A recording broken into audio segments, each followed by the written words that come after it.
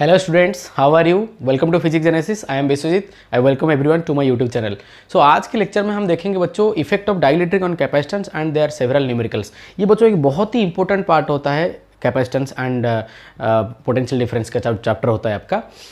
ठीक है, तो ये बोर्ड पॉइंट ऑफ व्यू के लिए इंपॉर्टेंट तो है ही and competitive point of view के लिए 110% इंपॉर्टेंट है। ठीक है, इसमें से हर साल आप एक ना एक दो question you can expect from this area. ठीक है, तो इस टॉपिक को मैं अभी आपसे कुछ न्यूमेरिकल लूँगा आपके सामने। ठीक है, इसका थ्योरी मैं आपको जो जहाँ पर रिक्वायरमेंट होगा मैं वहाँ पर आपको बता दूंगा। तो ये क्वेश्चन जो होता है बच्चों अक्सर एग्ज़ाम में पूछा जाता है डेफिनेटली, मतलब जो जितने भी एग्ज़ाम हुआ है, जितने भी एग्ज़ाम हो रहा है, ठीक है, आप जेई मान लो, नीट मान लो, ठीक है, अभी तो एम्स वगैरह वो सब मिल चुका है। एम्स की अगर हम बात करेंगे तो इस पे से बहुत क्वेश्चन आता है बच्चों। ठीक है, तो without wasting any further time so let's get started.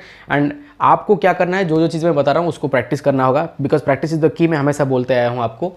ठीक है, तो आप डरो मत, बिल्कुल सारा डोमेन एक जगह पे ही आ जाएगा। ठीक है, आप टेंशन मत लो, right. And practice is the ultimate key, मैं हमेशा बोलते आया हूँ आपको। ठीक है, टेंशन मत लीजिए, कॉन्फिडेंट लेवल को बढ़ाइए। एंड कॉन्फिडेंट लेवल कैसे बढ़ता है बच्चों? डिफरेंट न्यूमेरिकल करने से, डिफरेंट कॉन्सेप्ट्स का न्यूमेरिकल करने से। ठीक है, तो इसलिए आपको क्या करना पड़ेगा, प्रैक्टिस करना पड़ेगा, राइट। तो प्रैक्टिस करते रहिए। आइए एक क्वेश्चन करते हैं हम। ठीक है, अच्छा, so let me tell you the question. So there is a parallel plate capacitor. There are two plates like this. So the plates are slowly being introduced to the liquid. They are kept on the surface of the liquid and they are being slowly introduced to the liquid at some velocity. मान लेते हैं इसका जो speed है ये दे रखा है हमें 0.01 मीटर पर second. These are square plates. So length is 1 meter and breadth is also 1 meter, right? And separation between the two plates is also given. So let us take the data as let us take 0.001 meter. And this is the dielectric of dielectric constant epsilon R. इसे के भी कभी कभी ले लेते हैं ना। आपको पता है बच्चों कि जब भी एक कैपेसिटर के अंदर डाइलेक्ट्रिक भरा जाता है तो उसका कैपेसिटेंस बढ़ जाता है। कितने फैक्टर से? बाय द फैक्टर के। ये मान लो एक डाइलेक्ट्रिक है जिसका कांस्टेंट है, डाइलेक्ट्रिक कांस्टेंट के है। तो ये अगर कैपेसिटेंस होगा तो हम इसका कैपेसिटेंस क्या लिखते हैं? Epsilon naught A by D पहले लिखते थे। अभी अगर कैपेसिटेंस भर गया तो अभी हम एक फैक्टर इंट्रोड्यूस करेंगे के। ये है डाइलेक्ट्रिक कांस्टेंट आपका। ठीक है, ये आपको पता है आई थिंक। तो ये आपका कैपेसिटेंस है। तो अभी हम अगर एयर की बारे में बात करें, एयर का डाइलेक्ट्रिक कांस्टेंट 1 होता है। ठीक है, तो अभी यहाँ पे देखो आप ना, देयर आर टू कैपेसिटर्स। ठीक है, there are two capacitors, they are in parallel. What makes you tell that? Now listen here. So C equivalent equal to C1 plus C2 because the potential difference across both of them are same. This is one capacitor and this is another capacitor. Are you getting my point? This is one capacitor, this is another capacitor, right? So these two are connected across the same battery. That's why the potential difference is same. That's why they are in parallel. So I am writing C equivalent equal to C1 plus C2. I hope there is no problem in here. Now अगर हम C equivalent की बारे में बात करेंगे, so मैं इसको C1 बोल देता हूँ। अगर मान लेते हैं ये लेंथ है, इसका अंदर जो भरा है ये x है, तो बाहर जो होगा that will B 1 minus x। ठीक है, तो मैं इसको C1 मानता हूँ, इसको C2 मानता हूँ। बाहर वाले को C1, अंदर वाले को C2। ठीक है, तो अगर हम यहाँ पे C1 की बारे में बात करेंगे तो C1 को क्या लिखेंगे? That is equal to epsilon naught. ये एयर में है तो डाइलेक्ट्रिक कांस्टेंट 1 होगा तो लिखा जाएगा एप्सिलॉन नॉट। अगर हम इसका एरिया लिखेंगे तो लिखा जाएगा epsilon naught into area. Area को हम क्या लिखेंगे? 1 into 1 minus x. So that is equal to 1 minus x. ठीक है, क्योंकि लेंथ 1 है, लेंथ 1 माइनस एक्स है एंड ब्रेड्थ भी 1 है, अपॉन डी। डी का वैल्यू हमें पता है, पहले इसको डी रखते हैं, प्लस अभी हम अगर C2 के बारे में बात करेंगे बच्चों, तो C2 ये वाला कैपेसिटर, तो जिसका अभी लेंथ कितना है x, विड्थ तो उसका जो ब्रेड्थ है वो कितना है 1 मीटर। तो हम इसको क्या लिखेंगे? Epsilon naught into epsilon R into x into 1 upon D. I hope ये क्लियर है आपको। ठीक है, एप्सिलॉन आर क्यों लिखा? क्योंकि अंदर हम जा रहे हैं, इसका डाइलेक्ट्रिक कांस्टेंट एप्सिलॉन आर है, मतलब के है, तो इसको हम ऐसे लिखेंगे। ठीक है, अभी मुझे क्या करना है बच्चों? मुझे क्वेश्चन पे पूछ रहा है what is the question? The question is we have to find what is the current drawn by the battery. ठीक है, when the plates are slowly being introduced we have to find what is the current drawn by the battery. ठीक है, तो अगर हमें current drawn by the battery निकालना होगा बच्चों, so I को हम क्या लिखते हैं? dq by dt। ठीक है, so इसको हम क्या लिखेंगे? that is equal to d by dt of q को हम लिख सकते हैं C equivalent into v। ठीक है, अभी पोटेंशियल कांस्टेंट है, पूरा प्रोसेस में बैटरी लगा के रखा है हम इस दोनों प्लेट को।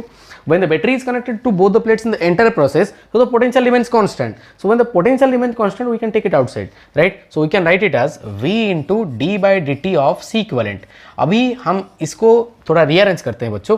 तो अगर मैं इसको लिखूंगा potential this is v into, मैं इसको लिख सकता हूँ d into this is d by dx of C equivalent into D x by D T. मैं इसको लिख सकता हूँ इसे रीअरेंज करके, राइट। चेन रूल अप्लाई किया। अभी D x by D T को हम क्या पुट करेंगे, यू, क्योंकि ये स्लोली इंट्रोड्यूस हो रहा है, कितना स्पीड के साथ ये आपको दे रखा है, तो इसको हम पुट करेंगे D x by D T, ठीक है। ये आपका हो गया D x by D T. तो अगर ये आपका हो गया D x by D T, अभी हम डी बाई डी एक्स अगर निकालेंगे, माई जॉब इज डन, ठीक है। तो अगर हम इसका डिफरेंशिएशन करते हैं ना विथ रिस्पेक्ट टू एक्स, तो कितना आएगा जरा देख लेते हैं उसको। तो D C by D X, ठीक है, मैं यहाँ पे निकाल लेता हूँ। So D C by D X का वैल्यू अगर हम यहाँ पे निकालेंगे बच्चों, तो that is equal to D by D X of C equivalent equal to how much. So अभी हम इसका वैल्यू प्लग करते हैं, तो कितना होगा ये, epsilon naught into -1 upon D, right, plus epsilon naught into epsilon R upon D, ठीक है।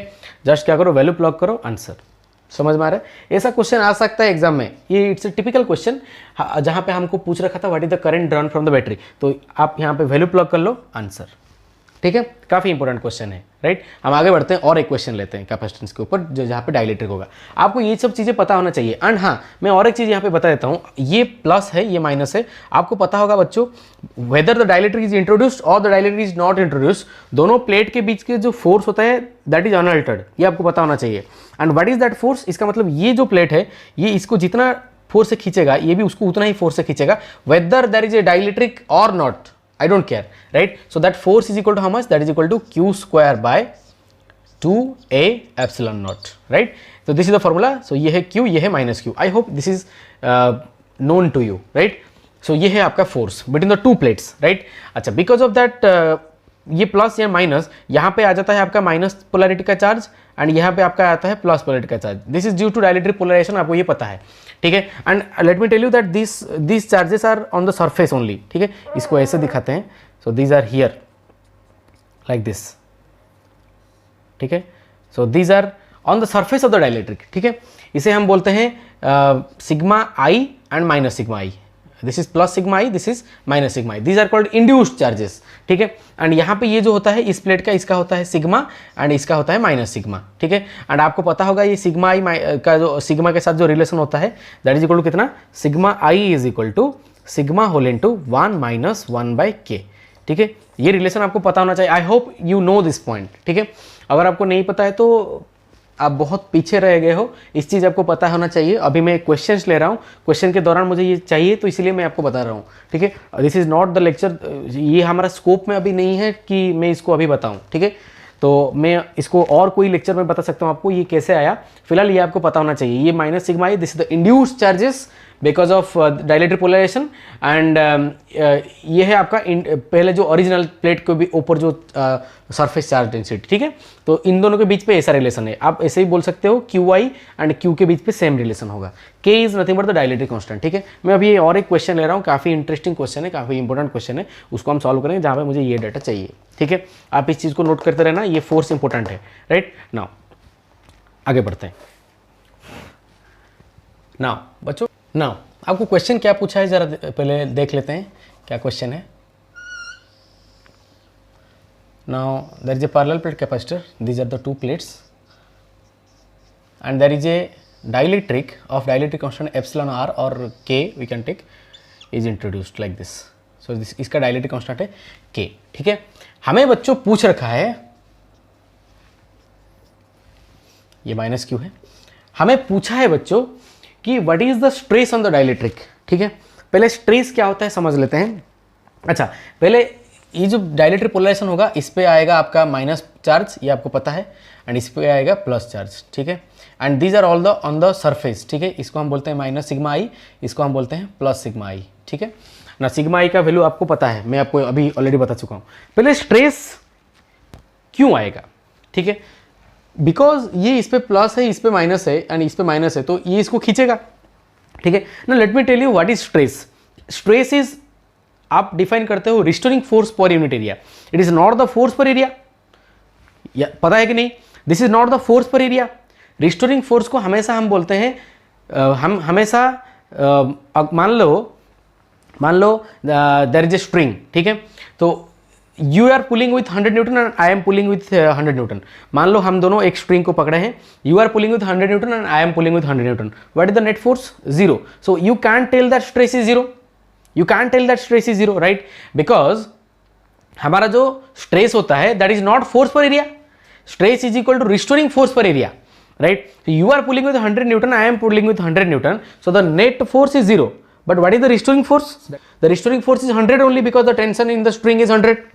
Yes or no? The tension in the string is 100, it is not 0, right? That's why the stress is calculated as a restoring force per surface area. It is not the applied force per area, right? Are you getting my point? So why are you telling that? Because ये जो dielectric है, इस dielectric के ऊपर इस plus के कारण इस तरफ एक फोर्स लगेगा, ठीक है, एंड इस डाइलेक्ट्रिक के ऊपर इस माइनस चार्ज की वजह से ये इसको क्या करेगा, ये भी इसको पुश, मतलब इस तरफ पुश करेगा उतना ही फोर्स से, ठीक है। Now because of this plus charge, तो ये भी उसके ऊपर क्या करेगा, ऐसे एक फोर्स लगाएगा, इसको अपनी तरफ खींचेगा ना। मैं एक तरफ क्यों ले रहा हूं, आपको समझ में आया होगा अभी, बिकॉज हम रिस्टोरिंग फोर्स को हमेशा लेते हैं, तो इसीलिए जो स्ट्रिंग के बारे में आपको बताया, हमेशा एक साइड में हम फोर्स देखते हैं कितना लगता है, ठीक है। Tension in the string is 100 Newton, right, but the net total force is 0, right, इसलिए हम एक तरफ फोर्स देखेंगे कि कितना फोर्स लग रहा है। So that's why if I calculated the net force on this side and divided by the surface area of the plate, I get the stress. Are you getting my point? So that's why, so the net force acting on the plate, acting on the dielectric over here, so that is equal to F plus F minus this, इसको हम F1 ले लेते हैं, इसको हम F2 ले लेते हैं, so this is F1 plus F2 minus F dash। I hope ये माइनस क्यों लिखा समझ में आ रहा होगा, क्योंकि इस तरफ लग रहा है, ठीक है। अच्छा, अगर हम यहाँ पे वैल्यू प्लॉट करते हैं बच्चों F1 F2 का, ठीक है, so F1 is the force that is this end which is pulling the dielectric towards this side, and F2 is the force by this plate which is pushing towards left।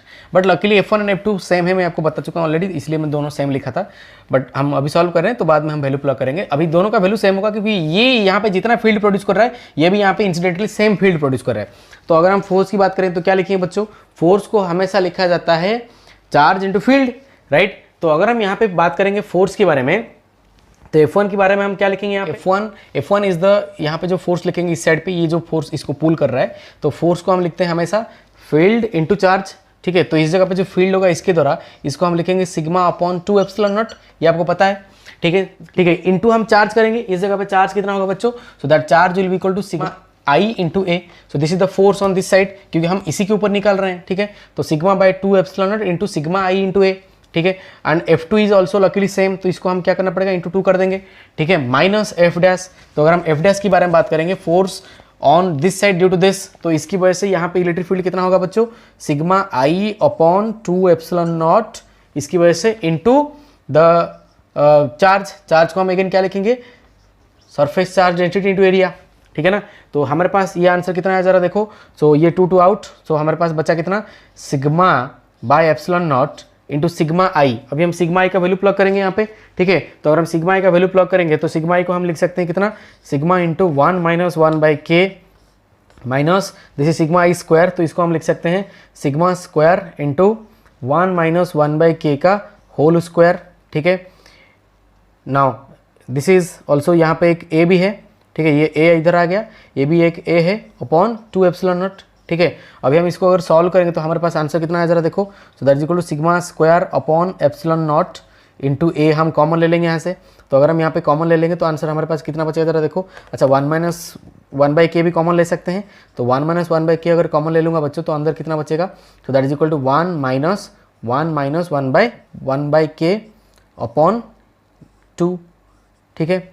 तो अभी हम इसको further simplification करते हैं, तो अगर हम इसको फर्दर सिंप्लीफिकेशन करेंगे तो आंसर हमारे पास कितना आ रहा है जरा देखो, so that is equal to how much, ये 2 माइनस 1 ये 1 हो गया, एंड उसको ओपन कर देंगे तो प्लस हो जाएगा, so that force is equal to sigma square into A upon 2 epsilon naught into 1 minus 1 by K, ठीक है, into that will equal to 1 plus 1 by K. I hope ये चीज़ आपको क्लियर है, कैलकुलेशन पे ध्यान दो, ठीक है। तो अगर यहाँ पे हम देखेंगे तो ये हो गया कितना, A square minus B square, क्योंकि A minus B into A plus B, this is A minus B into A plus B, ठीक है। तो यहाँ पे अगर मुझे स्ट्रेस पूछेगा, so that is this is the net force, so stress on the dielectric, so stress on the dielectric is equal to how much, force per area, because this is the restoring force, I am calculating as one side, वही string वाला example जो आपको दिया था, एक side में मुझे लेना पड़ेगा, इसलिए मैं यहाँ पे एक साइड पे ही फोर्स लिखा, this is the net force, ठीक है। तो ये है मेरे पास नेट फोर्स, सो इसको हम क्या लिखेंगे, that is equal to net force upon area, so net force upon area मतलब एरिया को डिवाइड कर दो, तो जो आंसर आया वो कितना आया, sigma square upon 2 epsilon naught into A into 1 minus A square minus B square, मतलब कितना 1 minus 1 by K square. This is my answer. ठीक है, तो ये हुआ हमारे पास answer. Which on further simplification, इसको हमें और क्या देगा हमें, so stress is equal to, so stress जो हमारे पास आएगा, so that stress is equal to कितना आएगा, ये sigma square upon 2 epsilon naught into K square minus 1 over K square. ठीक है, तो ये है आपका स्ट्रेस। तो this is the stress on the dielectric, क्योंकि एरिया डिवाइड हो गया, डिवाइड हो जाएगा। ठीक है, तो this is the stress on the dielectric. काफी इंपॉर्टेंट क्वेश्चन है, क्योंकि मैं एक तरफ क्यों फोर्स लिया अभी आपको समझ में आया होगा। इस चीज को बहुत सारे बच्चे ध्यान नहीं देते हैं, आपको ध्यान रखना है, हर हाल में इसको ध्यान रखना है। इंपॉर्टेंट सवाल है, इसको प्रैक्टिस करना ही होगा आपको। ठीक है, तो आगे बढ़ते हैं, इसको और एक क्वेश्चन देखते हैं। ठीक है, जो कि टिपिकल क्वेश्चन है, बहुत सारे टेक्स्ट बुक में मिलेगा, स्टैंडर्ड टेक्स्ट बुक में ऑल दो, तो इस क्वेश्चन को अभी हम लेंगे। ठीक है, आगे बढ़ते हैं। देखो बच्चों, जो चीज़ होता है ना, आपको हमेशा क्या करना है, प्रैक्टिस करना होगा। ठीक है, विदाउट प्रैक्टिस सक्सेस आपको कभी नहीं मिलेगा।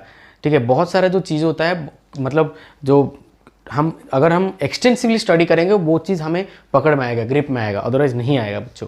ठीक है, आपको ये सब चीज़ें सीखना होगा। अगर नहीं सीखोगे तो बहुत सारे बच्चे सीख रहे हैं, वो आगे बढ़ जाएंगे आपसे।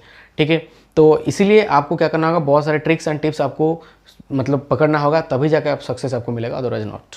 ठीक है, इस चीज़ को हम हमेशा दिमाग में, हमेशा हमारे लाइफ में, हमेशा डे टू डे लाइफ में हमें ये प्रैक्टिस में लाना होगा। ठीक है, प्रैक्टिस इज द की, हमेशा ये बोलते आ रहा हूँ। आगे बढ़ते हैं। नाउ अनदर इंपॉर्टेंट क्वेश्चन बच्चों, उसको हम लेते हैं। ये हमने स्ट्रेस अभी कैलकुलेशन किया, ये मेरे को चाहिए। Now this is A plate, this is another plate.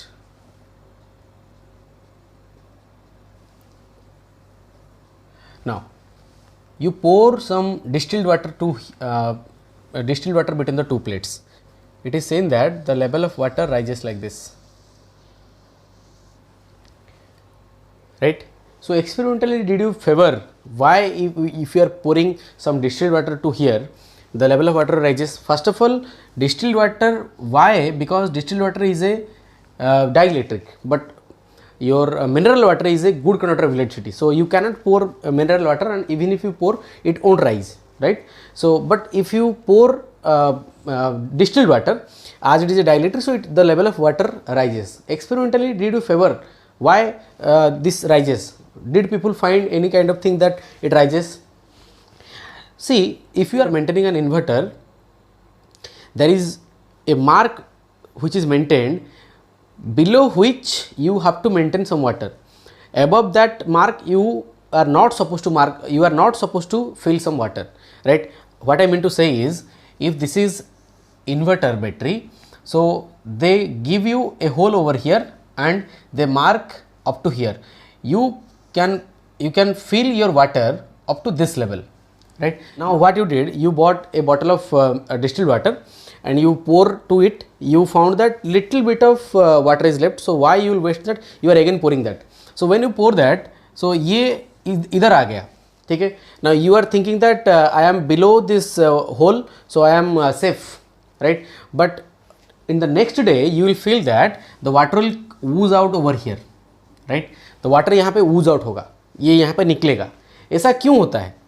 And every 2-3 hours water will ooze out, water बाहर निकलेगा। ऐसा क्यों होता है? Because when you charge the battery, automatically the level of water rises, ठीक है? So fundamental to discuss that particular thing over here, so now here हम यहाँ पे अगर देखेंगे तो ये बिटवीन द प्लेट हम डिस्टेंस ले लेते हैं d, ये है h, तो this is d minus h. Now you see that earlier the force which we are calculated in the previous problem, that was like this. It was sigma square upon 2 epsilon naught into A into k square minus 1 over k square. This was the stress force by area, and force is the this particular thing, ठीक है? हमने ये calculate किया था force का value. Now यहाँ पे अगर हम इस फोर्स को mg के साथ बराबर करते हैं, ठीक है? ये हमारे पास फोर्स है, ये ऊपर राइज हो गया ऐसे, ठीक है? तो यहाँ पे ये माइनस, ठीक है?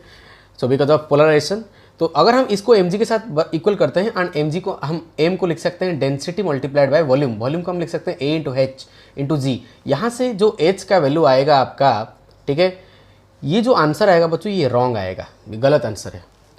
In the last solved example of SCV, it has given this particular solution.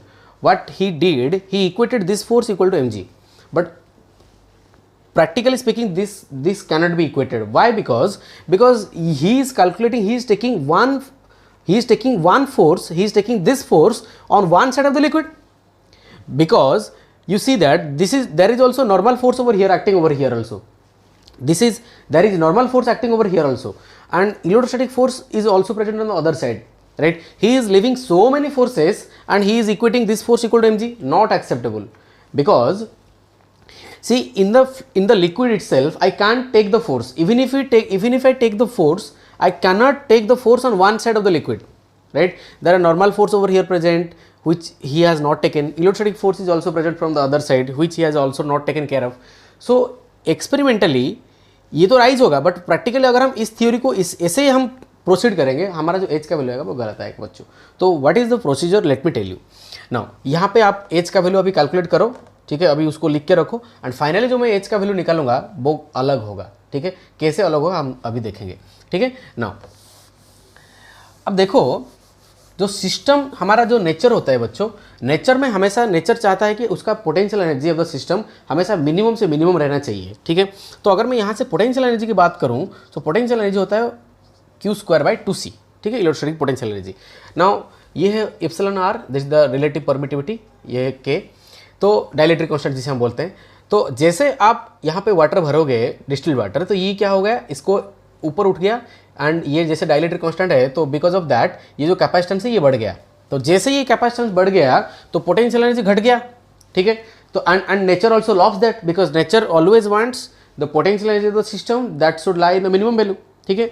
तो अभी नेचर क्या चाहेगा, let the nature pull the entire dielectric to above, so that what will happen, the capacitance will increase and the potential energy will decrease. But there is one trouble over here. What is that? The system always wants the net total potential energy of the system to be minimum, right? So here potential energy will also come, gravitational potential energy, ठीक है. so and इसे हम लिखेंगे mgh/2, ठीक है, क्योंकि ये आपको पता होना चाहिए कैसे mgh/2 हम लिख सकते हैं. तो अभी these two will come to a mutual understanding where ये बढ़ेगा एंड ये भी बढ़ेगा, so that they will come to a mutual agreement such that this potential energy of the overall system decreases. See, when I deal with particle dynamics, I don't have any problem, ठीक है. क्योंकि अगर मैं आपको बात करूं कि मान लेते हैं ये एक स्प्रिंग है, ठीक है, तो ये अगर इस स्प्रिंग को आपने मास के साथ लगाया, let us take that this particular thing has elongated by an amount of x0, so you don't have any problem because you are equating kx0 is equal to mg, ठीक है. So that implies you are finding x0 equal to mg. This is the elongation of the spring. But what is the more fundamental thing? What is the more fundamental thing for the stability of a system? हमेशा potential energy क्या होना चाहिए, minimum होना चाहिए बच्चों, ठीक है. System का जो पोटेंशियल एनर्जी होना चाहिए वो हमेशा मिनिमम से मिनिमम होना चाहिए, because nature loves to minimize the potential energy of the system, ठीक है, for stability of the system. तो इसीलिए हम क्या लिखते हैं, बेटर, सो हम यहाँ पे लिखेंगे जो पोटेंशियल एनर्जी होगा सिस्टम का ना, so that is equal to half kx0² minus mgx. This is the total potential energy of the system, overall system. तो यहाँ पे अगर हम du/dx को कैलकुलेट करेंगे, so that will equal to how much, half into k into 2x0 minus mg, right. ये 2 से 2 चला गया, एंड इसको हम 0 पुट करेंगे क्योंकि सिस्टम हमेशा क्या चाहता है, नेचर हमेशा चाहता है कि सिस्टम का पोटेंशियल एनर्जी मिनिमम से मिनिमम हो. तो इसको हम 0 पुट करेंगे, तो you are getting kx0 minus mg and you are ending up with x0 equal to mg. Same result you are getting. The more fundamental way which I will follow always, that the potential energy of the system to be minimum, ठीक है. This is the criteria you have to follow over here also, ठीक है. तो क्योंकि आपको अभी पता हो गया होगा क्योंकि मैं एक तरफ फोर्स क्यों नहीं लूँगा, ठीक है. एक तरफ हम फोर्स इक्वेट नहीं कर सकते, ठीक है. एक लिक्विड में हम एक तरफ फोर्स कैलकुलेट नहीं कर सकते, we are missing so many forces, right. That's why हम अभी ये वाला प्रोसीजर हम फॉलो करेंगे, ठीक है. तो ये अभी हम अगर हम इसको प्रोसीजर को फॉलो करेंगे, आप देखो यहाँ पे कि हियर जो कैपेसिटेंस है, in fact there are 2 capacitances, this is C1, this is C2 and both are in series, ठीक है, बोथ आर सीरीज कनेक्टेड. तो अगर यहाँ पे ये बोथ आर सीरीज कनेक्टेड, तो C1 को हम क्या लिख सकते हैं बच्चों, सो C1 को हम लिख सकते हैं ε0 into k into a upon this is height is h. And C2 को हम क्या लिख सकते हैं बच्चों, that is equal to ε0 into a upon d minus h. And both are in series, so when you will add both of them, so you are getting 1/c is equal to 1/c1 plus 1/c2, ठीक है। तो इसको अगर हम calculation करेंगे बच्चों, so finally we are ending up with 1/c is equal to, आप यहाँ पे वैल्यू प्लग कर लेना, आपका जो आंसर आएगा दैट इज इक्वल टू ये आंसर आएगा, ठीक है, ये आपका आंसर आएगा, राइट। तो अगर हम यहाँ पे लेके वैल्यू प्लग करेंगे यहाँ पे बच्चों, तो हमारा क्या आएगा अभी हम देखते हैं, ठीक है। मैं इसको मिटा रहा हूँ, both the capacitance are in series now. तो अगर हम यहाँ पे पुट करते हैं that is equal to Q square, ठीक है। So that is equal to how much, sigma square into A square upon 2 into C epsilon naught A by D minus, ये ऊपर चला जाएगा, D minus H plus H by K, ठीक है, plus M, M को हम क्या लिख सकते हैं, डेंसिटी इंटू वॉल्यूम को हम लिखेंगे ए इंटू एच, सो इंटू जी इंटू एच, ये हो गया एच स्क्वायर अपॉन 2। अभी हम क्या करेंगे बच्चों, इस चीज़ को मिनिमाइज अगर मुझे करना है तो मुझे फर्स्ट डेरिवेटिव को 0 पुट करना है। I hope you are getting how why I am doing this. So अभी अगर हम d u by d h को 0 पुट करेंगे बच्चों, तो पहले d u by d h निकाल लेते हैं, ये कितना आएगा जरा देखो। सो ये ए स्क्वायर से ये चला गया, तो सिग्मा स्क्वायर ए अपॉन 2 एप्सिलॉन नॉट इंटू ये 0 माइनस 1 प्लस 1 बाई के, राइट, प्लस इसका अगर हम डिफरेंशिएट करेंगे तो ये आएगा रो ए इंटू 2h इंटू जी अपॉन 2, राइट। सो अगर हम इस चीज़ को 0 पुट कर देंगे, तो यहाँ पे इसको 0 पुट करते हैं, तो आप इस चीज़ को कैलकुलेट करो, तो यहाँ से अगर हम h का वैल्यू फाइंड करेंगे बच्चों, तो ये h का वैल्यू कुछ इस प्रकार आएगा, that is equal sigma square upon 2 rho G epsilon naught into K minus 1 over K, ठीक है। या फिर इसको हम अगर q की टर्म में लिखेंगे तो that will be equal to Q square upon, because हमें पता है जो सिग्मा होता है बच्चों that is equal to q by a, ठीक है। तो अगर हम इस चीज़ को वैल्यू यहाँ पे प्लग कर देंगे तो ये आएगा 2a square rho G epsilon naught into 1 minus या फिर k माइनस 1 ओवर के, ठीक है। आप कंपेयर करना बच्चों लास्ट रिजल्ट एंड इस रिजल्ट को, बोथ आर डिफरेंट थिंग, ठीक है। So this is how we proceed in this question. तो आपको इसी तरह का क्वेश्चन में ऐसे ही प्रोसीड करना होगा, ठीक है। सो आई होप ये चीज़ आपको मैं समझा पाया, आपको ये समझ में आया क्यों हम ऐसे प्रोसीजर को फॉलो करेंगे, क्यों हम एक तरफ फोर्स नहीं लेंगे, ठीक है। So it is advised that you have to solve in the potential energy method, because for the stability of the system, हमेशा बोलते आ रहा हूँ, always take the potential energy of the system to be minimum, ठीक है। सो अभी ये capacitance का एक पार्ट कंप्लीट हुआ, ठीक है, जहाँ पे राइज हो गया, ठीक है, ऐसा देखा जाता है प्रैक्टिकली। इसीलिए हम क्या करते हैं, जो इन्वर्टर में जो होता है एक मार्क, उससे कई लेवल से मतलब बिलो में हम क्या करते हैं, मेंटेन करते हैं। यहाँ पे हम मेंटेन करेंगे तो अच्छा होगा, ठीक है। तो अगर ये राइज करेगा ड्यूरिंग चार्जिंग तो यहाँ तक राइज करे, कोई प्रॉब्लम नहीं है, बट अगर और राइज करेगा तो ये क्या होगा, ऊज आउट होगा, ठीक है। इस चीज़ को आप ध्यान में रखना, ठीक है। आई होप ये चीज़ आपको समझ में आया होगा, बहुत ही इंपॉर्टेंट क्वेश्चन है, ठीक है ना। इस चीज़ को आप प्रैक्टिस कर लेना, ठीक है। हम और एक पॉइंट देखेंगे कैपेसिटर एंड डाइलेक्ट्रिक का अगले वीडियो में, ठीक है। So thank you for watching, good night.